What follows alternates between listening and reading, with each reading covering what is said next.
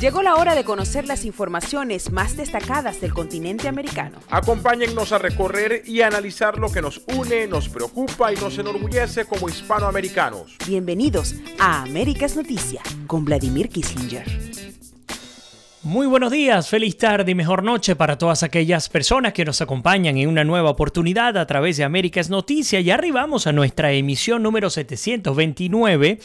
Celebrando esta semana aniversario, hemos tenido la oportunidad de contar con grandes amigos que nos han enviado videos, materiales, entre ellos a mi queridísima y admirada María Laria, gran periodista cubana que hizo y sigue haciendo historia, por supuesto, en la televisión en los Estados Unidos. También, por supuesto, a Harold y Elena Witt, Guerra Witt, por supuesto, a Carla Gola, y pues continuaremos con esta seguidilla de videos que de alguna manera pretenden compartir el ánimo que nos han dado en privado estas personalidades. Ahora en público, pues todos ellos han manifestado su alegría por haber arribado estos 3 años de Américas Noticia, y pues por supuesto nosotros estamos muy contentos también de poder estar junto a ustedes. Bueno, antes de darles la bienvenida, hoy tenemos un programa bien variado. Vamos a estar hablando de 3 o 4 países en particular. Vamos a hablar de Brasil, vamos a hablar de Paraguay, de Perú, de Ecuador, y luego nos vamos a centrar en Venezuela. Las noticias siguen obligándonos a centrarnos en Venezuela. Quizás el país con la peor crisis que se esté viviendo en todo el continente. Digo quizás porque seguramente uno que otro me dirá, hey, pero ¿qué pasa con mi país? Bueno, la realidad es que lo que se vive en Venezuela, por lo menos en términos migratorios, no se había vivido en nuestro continente nunca. Lo que se está viviendo hoy día en Venezuela, por supuesto, habría que sacar porcentajes en función al total de la población. En fin, pero de eso vamos a estar hablando en la segunda parte del programa. Entre la primera y la segunda parte. Por lo pronto les invito a 2 cosas. Número 1, a apoyarme compartiendo la transmisión del día de hoy, la número 729, a través de sus redes, con sus amigos, con sus grupos. Y la segunda, incorporarse con nosotros a discutir la temática del día de hoy. Desde Alaska hasta la Patagonia, entérate de todo lo que pasa en nuestra América. Bueno, pues bien, comenzamos con Brasil, y era algo que se esperaba. El Partido de los Trabajadores, el partido de Lula, el partido de Dilma Rousseff, ha inscrito oficialmente a Lula da Silva como candidato presidencial para las elecciones del próximo 7 de octubre de este año en el país carioca. Digo, era de esperarse porque ya había amenazado el propio Lula con su carrera por la presidencia, aun y cuando se encuentra en prisión pagando 12 años de cárcel por delitos relacionados con hechos de corrupción. Un fenómeno interesante en Brasil es entender que la institucionalidad está tan golpeada que los jueces y quienes se encargan de juzgar, incluso a los que se supone son culpables, terminan también tras las rejas. Es decir, en Brasil, lo que ha ocurrido durante al menos los 2 o 3 últimos años ha sido tan impactante como que, por ejemplo, quien llevó adelante el juicio y el impeachment en contra de Dilma Rousseff, Eduardo Cunha, que era el presidente de la Cámara Baja del Senado brasileño, meses después terminó preso también por hechos de corrupción. Más del 40% de los diputados y senadores del Brasil que votaron en contra de Dilma Rousseff, y no le estoy justificando, hubo pruebas lo suficientemente importantes como para dar esta vacancia a Dilma Rousseff, pruebas que, por cierto, han enlodado a una cantidad de miembros de su propio gabinete y también del gobierno en general, incluyendo el legislativo. Bueno, lo que les comento, más del 40% de los senadores del Brasil en investigación por hechos de corrupción. El presidente para entonces del Senado brasileño, Eduardo Cunha, terminó preso hoy día, condenado por hechos de corrupción. Dilma Rousseff también en investigación y pues por supuesto quedó fuera de su cargo. Lula da Silva con una condena firme, son más de 12 años que tiene que pagar de cárcel, pero el fenómeno es tan inverosímil que políticamente Lula da Silva sigue siendo el brasileño con más apoyo popular en el país. Si al día de hoy, al cierre de nuestra edición del día de hoy, se presentaran elecciones en Brasil, ganaría Lula da Silva. Cosas que uno se pregunta.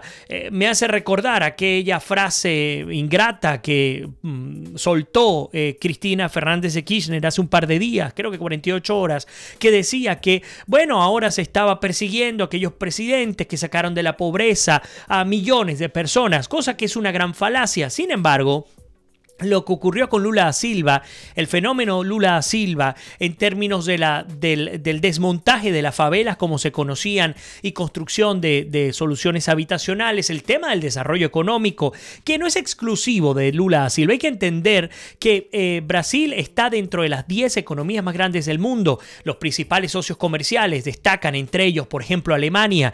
Y cuando Lula da Silva toma posesión de su cargo, pues esa bonanza económica se mantuvo durante todo el periodo en el que gobernó Lula da Silva. Y si es cierto, se organizó en términos de los grandes barrios o favelas, como se le llama ya, se organizaron de tal manera en la que pudiesen, al menos en las principales capitales del Brasil, pudiesen buscar soluciones alternativas.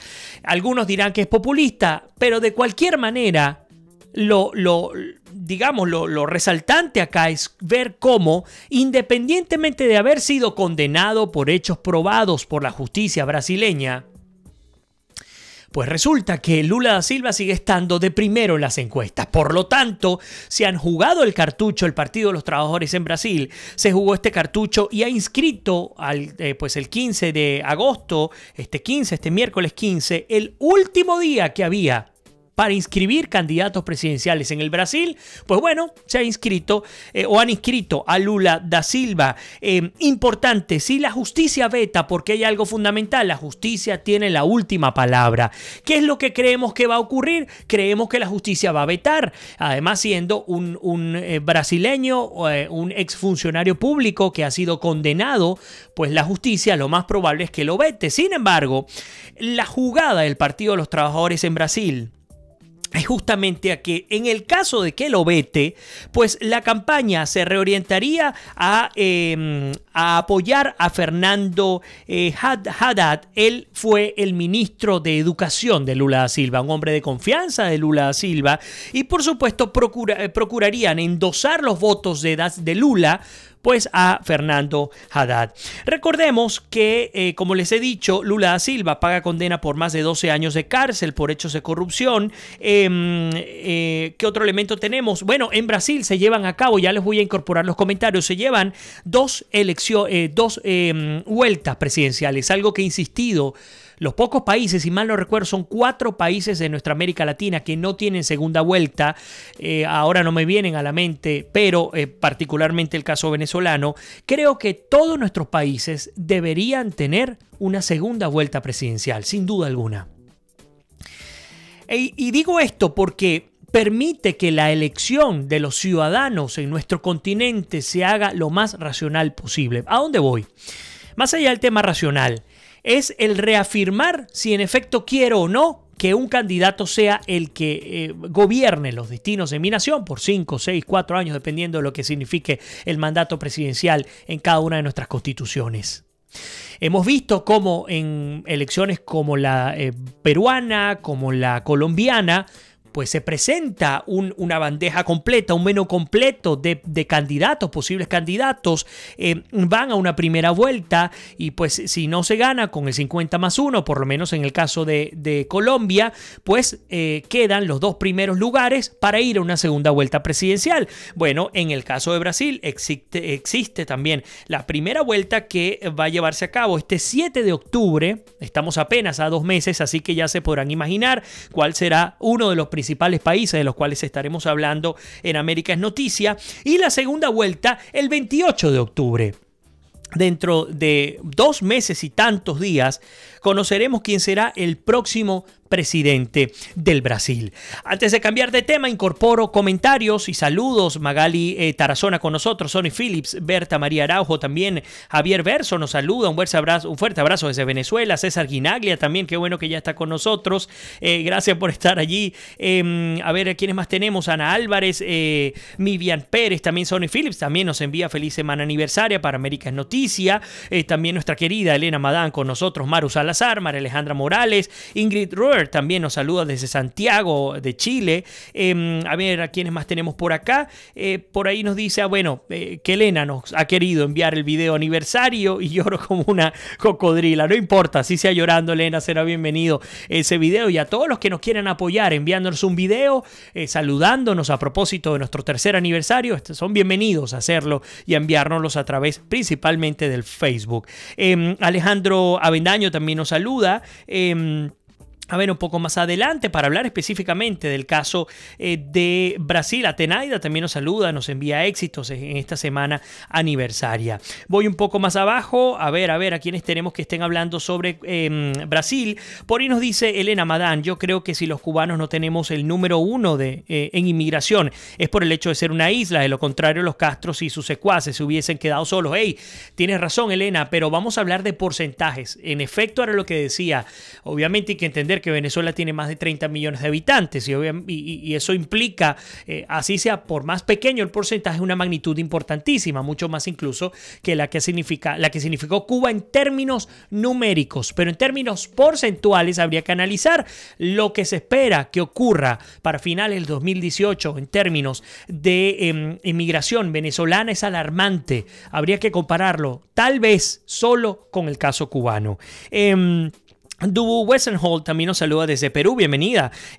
Por ahí Alejandro dice, me toca verlo por YouTube, hay problemas en Venezuela con la señal. Mónica, que está en Paraguay, vamos a estar hablando de Paraguay en unos minutos, dice Lula no puede ser candidato, fue condenado en segunda instancia y eso lo inhabilita. Pues no, resulta que la decisión final, aunque concuerdo contigo en términos de la condena, va a depender de la decisión de la justicia brasileña, así que aún la última palabra no está dada. Charles Senior dice, ladrón o no ladrón, queremos a Perón. El populismo y fanatismo ha sido el peor mal de América Latina. El turno es de Lula, nada de extrañar. La próxima podría ser Cristina en Argentina. Qué buen punto el que comparte Charles Senior, a quien le doy la bienvenida como de costumbre, porque lo hemos comentado en infinidad de oportunidades. Estamos tan acostumbrados a los grandes caudillos, aún haciéndonos daño. El caudillismo está instalado en nuestros países de América.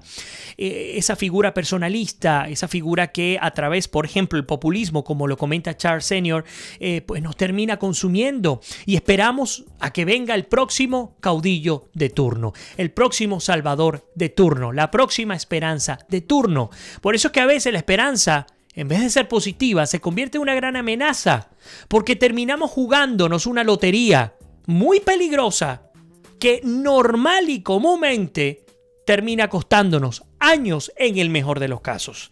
A ver, Airemi Rivero dice masoquismo popular, definitivamente. Ernesto Bates, Ivonne Aristigueta, como siempre. Enrique Jorge Moncada también. Alejandro dice la iguana, bueno, hablándonos sobre el tema de la señal que hay en Venezuela. Mari Carmen Pineda dice, definitivamente cada pueblo tiene el gobernante que merece. Por su parte, Elena comenta, me parece mentira estar escuchando semejante noticia en pleno siglo XXI. Algo anda mal en este mundo y muy mal. Por ahí nos dice, Paraguay es otro de los países. Gracias, Mónica. De hecho, ya tenemos un segundo país. Nos faltan dos más que no los recuerdo. Creo Panamá y no sé si República Dominicana. Creo que es Panamá, República Dominicana, Paraguay y Venezuela. Si alguien nos lo puede confirmar y lo comparte, genial, ya que estamos en vivo para nuestras redes. Mari Carmen Pineda nos saluda desde Canarias. Gracias por la felicitación. Mi queridísima Elsa Zanovini, que estuvo de cumpleaños. Feliz cumpleaños ya de manera pública. Bienvenida a tu programa. Aida Rodríguez dice, el mundo al revés. Tan mal estamos que se ha perdido la cordura y la sensatez. Elena dice, Cuba no tiene ni una sola vuelta, dígame usted. Mae Díaz dice, por fin me conecto. Bueno, bienvenida. Qué bueno que estés con nosotros desde mi querida y extrañada Washington, D.C. Espero algún día irles a visitar allá y compartir con la comunidad de venezolanos en Washington. Fíjense que Elena dice, justamente Vladimir, al no tener fronteras, pues es mucho más difícil salir. No obstante, hemos puesto miles y miles de muertos en esas 90 millas del Atlántico, sin duda. Mariletza Kislinger también, un abrazo especial para ella. Sonia Gómez también dice, México no tiene segunda vuelta electoral. Ok, ya tenemos otra puntualización. Entonces hay uno de los dos países que dije previamente que no van. Gracias, Sonia, por tu comentario. Margarita Martínez dice, en Cuba pusieron un presidente son elecciones sin votar, asumo que es lo que dice Margarita. Sí, es que además ha sido impuesto por el Partido Comunista de Cuba, como de costumbre. Fabiola Fernández también, gracias por las felicitaciones. Úrsula Remien también, ni votar, dice Margarita Martínez. Bueno, hablemos también, digamos, saltamos de un país a otro. En Brasil ahora hablamos de este tema. Con Lula como candidato, hay que ver qué va a decir la justicia, estaremos monitoreando, y saltamos a Paraguay. Antes de eso, incorporo el comentario de Arsenia, dice, la verdad que los brasileños, viendo lo que nos está pasando a nosotros y a los nicaragüenses, no terminan de entender. Y a propósito de Venezuela y de Nicaragua, hay que hablar de Paraguay. Ustedes me dirán, ¿qué tiene que ver una cosa con la otra? Muchísimo. ¿Por qué? Bueno, este miércoles 15 de agosto, el nuevo presidente Mario Abdo Benítez ha tomado posesión de su cargo en Asunción, en Paraguay. Un presidente que viene del Partido Colorado, el partido gobernante, por supuesto, en el Paraguay, ese partido, Horacio Cartes, que además es un buen ejemplo. Traer el caso Horacio Cartes a América es noticia. Los países de nuestra América Latina tienen una muy vergonzosa tentación a violar de manera flagrante nuestras constituciones. Y más allá de los países, hablaría de los gobernantes, corrijo. ¿Por qué lo comento? Hay una tentación de permanecer en el poder, ese sentido de perpetuidad, ese sentido de apropiarte de algo que no es tuyo. El caso de Horacio Cartes, cuando estuvo tan de moda el tema de las reelecciones indefinidas o de los terceros periodos, como el caso de Evo Morales, que está empeñado también en violar la Constitución y la decisión popular en plebiscito hace 2 años. Bueno, Horacio Cartes, él decidió procurar a través de la vía del Tribunal de Justicia paraguayo intentar una reelección. El pueblo paraguayo se levantó con muchísima fuerza y fue tal la presión popular que tuvo que escribir una carta, recuerdo yo, al nuncio apostólico allá en Paraguay, garantizándole que prometía no intentar reelegirse, no intentar violar la Constitución. Fíjense que las cosas de la vida, no se reeligió, Paraguay volvió a la calma, la institucionalidad prevaleció, que es lo que realmente debería funcionar, y el propio partido Horacio Cartes ganó las elecciones y hoy día Mario Abdo Benítez ha tomado posesión del cargo. Ahora bien, hay algo interesante. Él ha dicho que hoy nace una nueva esperanza en la unidad de Paraguay. Además, él habla de la necesidad de una reforma judicial, de impartir justicia en el Paraguay. Habla de atraer más inversiones y de crear mayores espacios de confianza para incluso tener un incremento en inversiones nacionales. Todo esto tuvo que ver con su campaña electoral y como buen estadista, hasta el momento, esperemos que cumpla lo que ha prometido en su discurso de toma de posesión, ha puntualizado los elementos más destacantes, más importantes a su juicio, que van a ser tomados en cuenta en sus 5 años de periodo presidencial. Entonces, el primero, la justicia; el segundo, más inversiones; el tercero, mejor educación y salud. Cuando unen las dos cosas, lamentándolo mucho, a mí no me gusta, porque una cosa es la salud y otra cosa es la educación. Parece a veces que se desestiman, y son temas tan importantes para nuestro continente, tan fundamentales para nuestros países, que debería ser mejor educación y, bueno, mayor infraestructura, mejor sistema de salud, pero separarlos, que tengan la suficiente fuerza como para tener su justa posición. Entonces, bueno, justicia, más inversiones, mejor educación y salud. Habló también de Venezuela y de Nicaragua. Por eso es que hablo de la relación entre Paraguay, Venezuela y Nicaragua. Bueno, Mario Abdo Benítez se ha levantado la voz en su primer discurso oficial.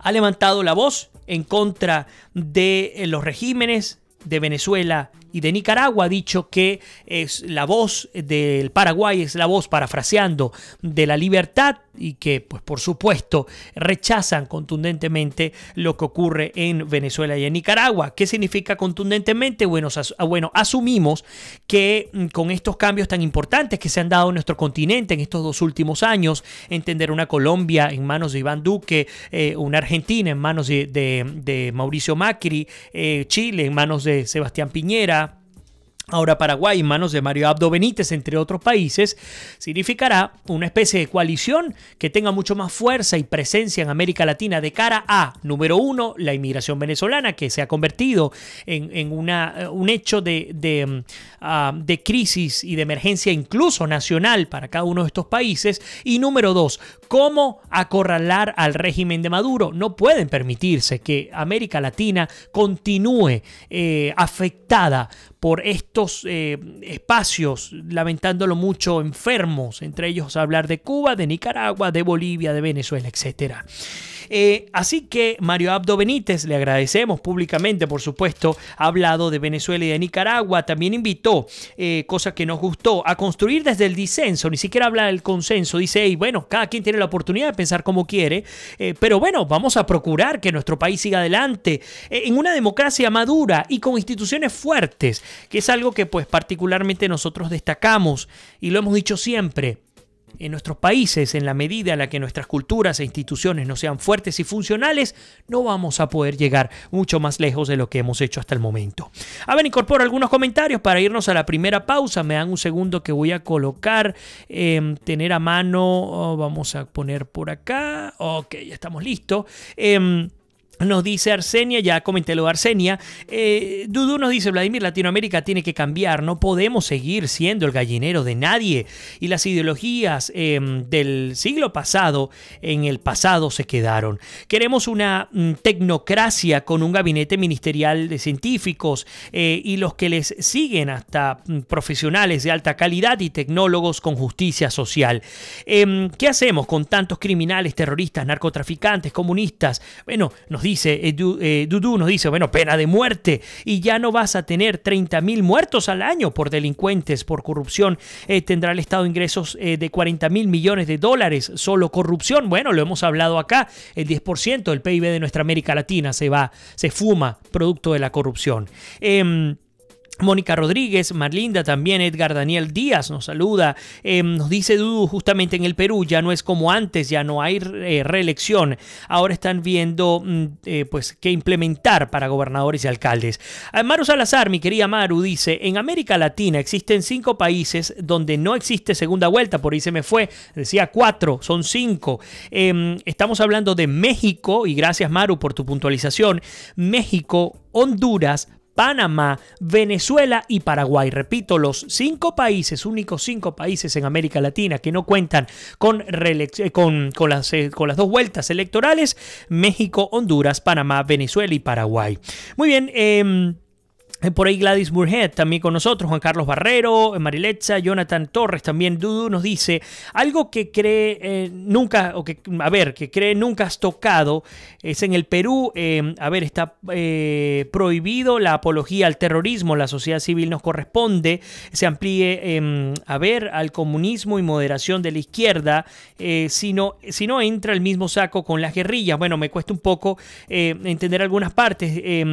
Si la ley de corrupción no se le ve funcionar, bueno, van a pedir pena de muerte. Te voy a pedir que nos corrijas de pronto algunos elementos allí para incorporar una segunda parte. Además, te agradezco todos los comentarios y toda la actividad que hemos tenido tan fuerte durante esta primera, parte del programa. Fabiola Gómez también se incorpora. Vamos a hacer la primera pausa en nuestra emisión número 729 y ya regresamos con muchísimo más de América es Noticia. Y no se vayan, que ya volvemos específicamente vamos a hablar Perú, Ecuador y Venezuela. No se vayan, que ya regresamos.